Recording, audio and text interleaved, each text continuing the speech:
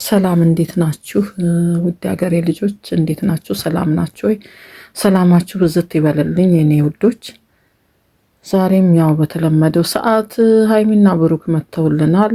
ያው ግን ከትላንት የቀጠለ ነው። ትላንትና ያቀረቡልን ነገር ያው ልጁን እየጠበቁት ነበር፣ ፋሲልን። ሁለቱንም ነው የጠራኋቸው። ፋሲል እንግዲህ ቀድሞ ሰው ይመጣል ብለው ያው ብሩክ ቀድሞ መጥቷል። ያው እንግዲህ ፋሲልን እየጠበቁ ነበረ። በዛ ነው የተቋጨው እሱ ሳይመጣ። ስለዚህ ከትላንት የቀጠለ ነው ዛሬ ያሳዩን። ያው ብሩክ በጣም አዝኗል። እንግዲህ ይሄ ጨዋታ እየተጫወቱ ያሉት እኔ እንደማየው ብሩክ ነው ፕራንክ ተደራጊው። ብሩክ ያወቀ አይመስለኝም። ሀይሚዬ ግን አሁን ትንሽ አረዘመችው። ይህ ነገር እንግዲህ ፕራንክ ከሆነ ያረዘመችው ነው። ምላሽ ይኖረዋል። ምላሹ ደግሞ በኋላ ብሩክ የበለጠ አርዝሞት ነው የሚመጣው። እሱን ነው የምፈራው እኔ። እልህኞች ናቸው ሁለቱ፣ እልህ ይገባባሉ። ግን ከድሮ ትምህርት ወስዷል ብሩክ፣ ምክሮች ሰምቷል፣ ትዕግስት ኖሮታል። ምክንያቱም የዛሬ ሁኔታ በጣም ያናድዳል። ካያችሁት በጣም ሀይሚዬ የምትናገራቸው ቃላቶች ራሱ ከባባድ ናቸው። በንዴት ነው የምትናገረው የኔ ቆንጆ። እኔ እንደው ጥሏት ይሄዳል እያልኩኝ ዝም ብዬ ሳየው ነበር። ያው ምክር እየሰማ ነው የኛ ልጅ፣ ጎበዝ ሆኗል። አሁን በትዕግስት አንድ ነገርስ ብትሆን ብሎ ቆሞ እየጠበቃት ነው፣ እያስጨረሳቸው ነው ነገራቸውን ሁሉ የሚነጋገሩትን። ግን እኔም ባልሰራበት ዛሬ ባለውበት በስራም ቦታ ምናምንም ሆኜ ሲንሸራሸር ያየሁት ነገር አለ። ብሩክ ማታ በጣም ደስ ብሎት ነበር፣ ምክንያቱም የአርሰናል ደጋፊ ነው። እኔም ደግሞ ከልጆቼ ጋር ቁጭ ብዬ ማታ እኛ ቤተሰብ ሁሉ ቁጭ ብለን ስናይ ነበር። ምክንያቱም ልጆቼ በጣም እግር ኳስ ይወዳሉ። ሪያል ማድሪድ እና አርሰናል ነበሩ የተጫወቱት። አርሰናል አሸነፈ። የኔ ልጆች ደግሞ የሚደግፉት ያኛውን ቡድን ነበሩ። የኔ ልጆች ተናደዋል። እነ ብሩክ ደግሞ በደስታ እየዘለሉ ከጓደኛው ጋር በቃ እየዘለሉ እየተደሰቱ።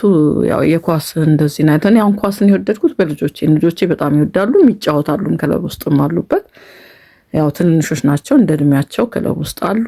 ያው እሄዳለሁ፣ አያቸዋለሁ። በእነሱ የተነሳ ነው የወደድኩት። አባታቸው በእርግጥ በጣም ኳስ ይወዳል። እሱ ነው እንደውም ወደ ኳስ እንዲያተኩሩ ያደረጋቸው። በሱ ነው ማለት እችላለሁኝ። ምክንያቱም የጊዮርጊስ ደጋፊ ነበር ኢትዮጵያም እያለ በቃ እየሮጠ ጊዮርጊስን ማየት ነው፣ በቃ መሮጥ ነው። ቅዳሜም እሑድም ስቴዲዮም መሯሯጥ ነበር ድሮ። ከስራም ሲሄድ ማታም ጨዋታ ካለ እና ያው ከሱ እዚህም አብሮ ያጫውታቸው ነበር። ትንንሽ ልጆቹ ነው እና በጣም ይወዳሉ ኳስ። አሁንም ይጫወታሉ እዚህ ሀገር እና ማታ እንደዚህ አይነት ጨዋታ ካለ እኔ ለጠዋት ለትምህርት ቤት ራሱ አትነሱልኝ መረባካችሁ እያልኳቸውም አይሰሙኝም። ያው አምሽተው አይተው ነው እነሱ የሚተኙት። እኔም እያየው ነበር ከነሱ ጋር ቁጭ ብዬ። እነ ብሩክ ግን ተደስተዋል። የነሱ ቡድን 3-0 አሸንፈዋል። በዛ ምክንያት ማታ ስለተደሰተ ይሄ ደግሞ ሲዘዋወር ነበረ። የተለያዩ ዩቲዩበሮች ሲሰሩበት አይቻለሁ ስራ ቦታም ሆኜ እና ያው ደስ ብሎት ነበረ። ግን የትላንትና ነው የተሰራው። እኛ ደግሞ በጣም አዝኖ ስላየ ነው በጣም ሁላችንም ተሰምቶን ነበር ማለት ነው። ይቅርታ። ግን ያው ደግሞ ተደስቶ ስናየው ደስ ብሎናል። እዛ ጋር ከጓደኞቹ ጋር ደስታውን እየገለጸ የራሱ ቡድን እያሸነፈ ሲያይ በጣም ደስታውን እየገለጸ በነበረበት ጊዜ ከኤፍሬም ጋር እኔ ደስ ብሎኛል በቃ። ምክንያቱም እሱ ነው ፕራንክ እየተደረገ ያለው። እኔ እንግዲህ እንደሚመስለኝ ሀይሚዬ በጣም ፕራንክ ስታደርግ በጣም አሪፍ ተዋናይ ናች። እንደው የፕራንክ ንግስት እሷና ሄለን የአርባ ምንጭ የፕራንክ ንግስቶች ናቸው ሁለቱ። ለኔ ኮስተር ብላ ነው ፊቷን እንዴት እንደምታኮሳተር የምትናገራቸው ቃላቶች አይኑን እያየ ዛሬ ራሱ የተናገረቻቸው ቃላቶች በቃ ሌላ ወንድ ቢሆን ያሁን ቀለበት የተደረገለት ወንድ እንደው ትክክለኛ ቢሆን እንደው ቀለበቱን እንደዚህ ስትወረውር መቼስ አርተፊሻል ምናምን ነው የወረወረችው ብዬ ነው ማስበው። እንደዚህ ስትወረውር እንደው ዝም ይላታል ብዬ አላስብም። እኔ እንጃ እንደው በጥፊያ ጭሎ አይወስዳትም። ትክክለኛ ቀለበት ያደርገላት ሰው ከሆነ እንዴት ዝም ይላታል ብዬ አስባለሁኝ። ስለዚህ ብሩክ ግን ነገሮችን የእውነት አድርጋ ስለሆነ መሰራው ቅመም ያው ትላንት የተሰራ ነው በእርግጥ ዛሬ አይደለም። ብሩክ አሳዝኖኛል። ግን ብሩኬ አሁን ምክርም እየሰማ ነው፣ የሰዎችን ማስተያየት እየሰማ ነው፣ ትምህርት እየወሰደ ነው ብዬ ነው ማስበው። ምክንያቱም ድሮ ቢሆን ብሩክ ጥሏት ይሄድ ነበር። እንደ ድሮ ቢሆን። አሁን ግን እስከ መጨረሻው ድረስ ካጠገቧ ቆሞ የሚሆነውን ሁሉ እየተመለከተ ነው። ጥሏትም አልሄደም። እዚህ ጋር እንደውም ጥዬሽ ሂጂ ሌላ ነገር ተፈጥሮ እኔ ከምጸጸት ነይ አብረን እንሂድ ብሎ ነው የጠበቀው። ሌላ ጊዜ ግን ትዝ ይላችኋል የሆነ ነገር ሲፈጠር በቆመችበት ጥሏት ነው የሚሄደው። ብዙ ጊዜ ብሩክ ትዕግስት የለው። አሁን ግን ያየሁት ለውጥ አይቻለሁኝና የሰዎችን ምክር እየሰማ ነው ያለው። በጣም ለዛም ነው ትንሽ እሷ ደግሞ ቆጣ እሱ ሲቆም በቃ እንትን ማለት ጀመረች። የሀይሚዬ ንግግር በጣም ከባድ ነው። ግን ስላላሳጠረችውን የፈራሁኝ። ምክንያቱም በሚቀጥለው ደግሞ ለኞች ስለሆኑ ሁለቱም እንደዚህ ስታቆይ እኔም ማቆየት እንደዚህ ይችላለሁ ብሎ በሌላ ነገር እንዳይገለጥባት። እኔ እንደው ሴትና ወንድ ሲያመጡ ሁለቱ አልወድም። በዚህ መካከል ሰው እንዲገባባቸው ጣልቃ ስለማልፈልግ እኔ አልወድም። እኛም ነግረናቸዋል፣ የሚቻለንን ጥረት በማድረግ ነግረናቸዋል፣ አስረድተናቸዋል። ግን አሁን እሱ ደግሞ በሚቀጥለው ዙር አረሳስቶ ፕራንክ እንደዚህ አይነት ፕራንክ ይዞ እንዳይመጣን የፈራሁት በእኔ በኩል እሱን የፈራሁት። ግን ልጁም ደግሞ በጣም ዛሬ ተቆጥቶ ተናዶ ነው የመጣው።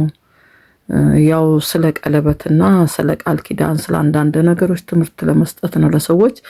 የብሩክን ደግሞ ትዕግስት ስለ ብሩክ እንድናውቅ የፈለገችውም ነገር አለ። ምክንያቱም የሆነ ነገሮች እንዲያደርግ በቃ እየተቆጣችው ነበር።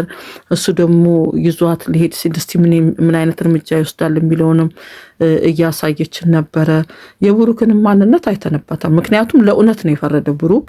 እሷንም ቢወዳትም ቢያፈቅራትም ግን ወንድ ልጅ ስለሆንኩ ወንድ ልጅ መጎዳት የለበትም። ስተት ሰርታለች።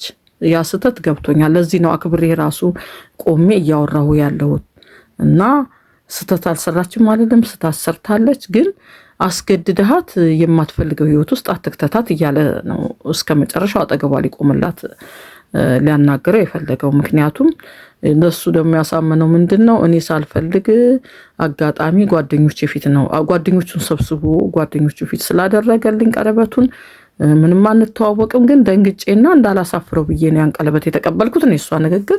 እሷ ቀለበትም አልተቀበለችም። ቤት በኩል ተለይታ ነው ከሱ ጋር ቤትኛው። አሁን እኮ እሱ እየተጠራጠረ መጥቷል። ግን አሁን እኔ ብሩክ አሳዘነኝ ዛሬ አሳዘነኝ። ግን የማታውን ደስታ ደግሞ ሲሮጥ በኳሱ ያለውን ደስታ ደግሞ እሱን እያየሁ ደግሞ ተደሰትኩኝ ማታ እንደዛ ሳየው እንጂ አሁን ብሩክን የፈራሁት። እንግዲህ እንዴት እንደሚሆን አላውቅም። ዛሬ አልሰሩም ማለት ነው። የትላንቱን ነው ዛሬ ያሳዩን።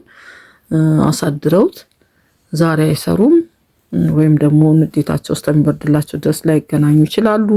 ያው በስልክ ይገናኛሉ።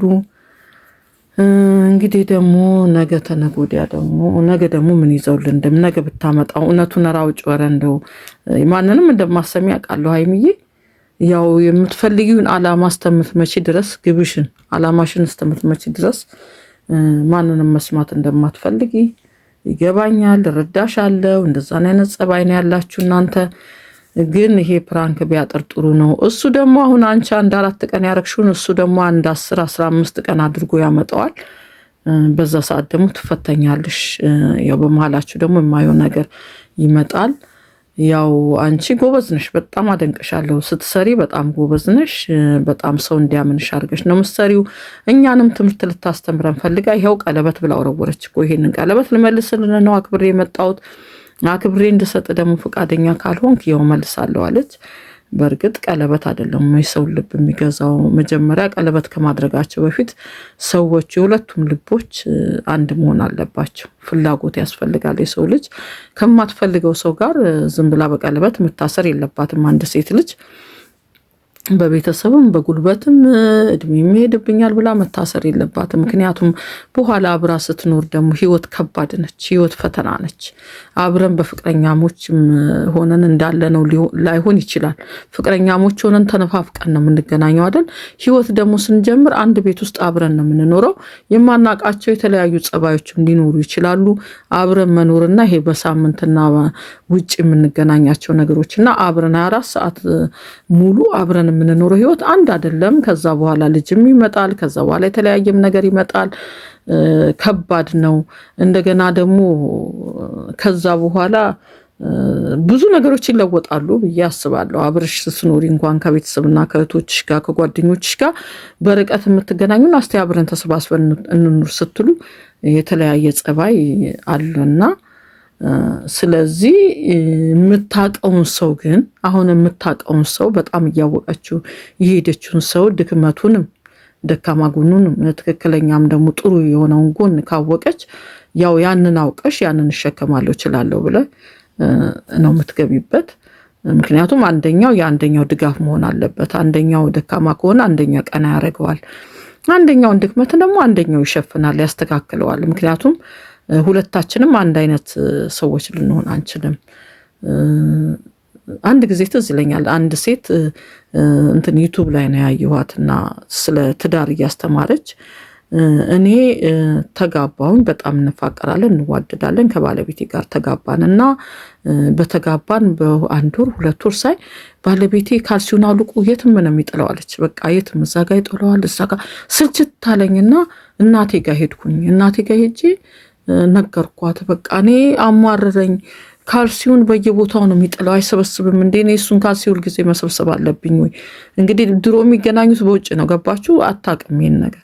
እናትየው የመለሱላት መልስ አንቺ አሁን ከተጋባችሁ 3 ወራችሁ ገና ናችሁ አይደለ? እኔ ደግሞ አባትሽን እስከዛሬ ድረስ የአባትሽን ካልሲ እየለቀምኩ እያጠብኩ ነው የምኖረው፣ አንቺ በ3 ወር ሰረቸሽ ብላለቻት። አሁን ግን ተፋቅረው ነው እነዛ ሰዎች የተጋቡት አይደል? በጣም ጥሩ ባለትዳሮች ናቸው። ያንን ትምህርት ለመስጠት ነው እሷ ይሄንን የተናገረችው እንጂ በጣም ብዙ አመት አብረው የኖሩ ናቸው። አሁን የምናገራት ሴት እንደገና ደግሞ ጋብቻን የምታስተምር ነች። ስለ ጋብቻ በጣም ትምህርት ትሰጣለች። እና የምትወደውን ሰው አንድ ሴት ማግባት ያለባት ብዬ አስባለሁ። ይሄ በጉልበትና አለፍላጎት ብናገባት ነገ ህይወት አይሆንልንም፣ ከባድ ነው። እንኳን አውቀንም ስንገባበት እንኳን ከባድ ይሆናል እንኳን ሳናውቅና ይህንንም ትምህርት ለማስተማር ነው። ምንድነው ቀለበትም ለማለት ነው። ቀለበት እያላችሁ አጨቅጭቆን፣ እኛ ብዙ አላማ አለን። አላማዎቻችንን መጀመሪያ አሳክተን ግብ አድርሰን የሚያስፈልገንን ነገር ሁሉ አዘጋጅተን እስከዛ ግን እኛ እንዋደዳለን፣ እንፋቀራለን፣ እንተሳሰባለን፣ አንዳችን ለአንዳችን እንሞታለን፣ ለሌሎች ምሳሌ የምንሆን ልጆች ነን ለማለት ነው ታጥቃ የተነሳችው ሀይሚዬ የኔ ቆንጆ። በጣም ነው መወዳት። በዚህ አጋጣሚ ብታሳጥሪልን ጥሩ ነው። ለምንድነው ብታሳጥሪልን ጥሩ ነው ብዬ ደግሞ ያልኩት እኔ ብሩክም በፕራንክ እንደሚመጣ ነው። በቃ እሷ ይሄን ያህል እንደዚህ ካቆየችው እሱም ትንሽ አረሳስቶ በፕራንክ ይመጣል። የእሱ ደግሞ ፕራንክ ያቆየዋል። እኔ ሰገጤ ነኝ ብሏል። እሱም ራሱ እኔ ያቆያለሁኝ ተይ እኔ ሰገጤ ነኝ በእኔ ብሳል ብሎ አስጠንቅቋታል። እንግዲህ ብታሳጥሩልን ጥሩ ነው። ደስ የሚል ትምህርት ይኖረዋል ብዬ አስባለሁ። ወይ ነገ ደግሞ ያልቃል ብለን እናስባለን። እግዚአብሔር ሰላሙን ያንጣ። የብዙዎችን ጭንቀት ደግሞ አስወግጅ እባክሽ። ደስ የማይለን ሰዎች አሉ። እኛ ፍቅራችሁን ማየት ነው የምንፈልገው። በዚህ መካከል ሌላ ነገር እንዲፈጠርባችሁ ስለማንፈልግ እኛ ደግሞ ወደ ፍቅራችሁ ወደ ሳቃችሁ ስትተቃቀፉ ማየት ስትቀላለዱ ማየት ነው የምንፈልገው። እንግዲህ ይበቃል። አንዳንድ ሰዎች ደግሞ በሬ እየወለደ እያላችሁ በዚሁ መሀል ጣልቃ እየገባችሁ የተለያየ መረጃ እያወጣችሁ የተለያየ ከዚህ ሰማን ከዛ ሰማን እያላችሁ እያቀረባችሁ ነው። እነሱ ለነገሩ አንሰማም ብለዋል። ምንም ነገር አይሰሙም። ያያችኋል፣ ደግሞ ይመለከቷችኋል። የሚመለከቷችሁ ሰዎች አሉ። እኔ ስለማውቅ ይህንን የሐሰት ወሬ የምትነዙ ሰዎች አቁሙ።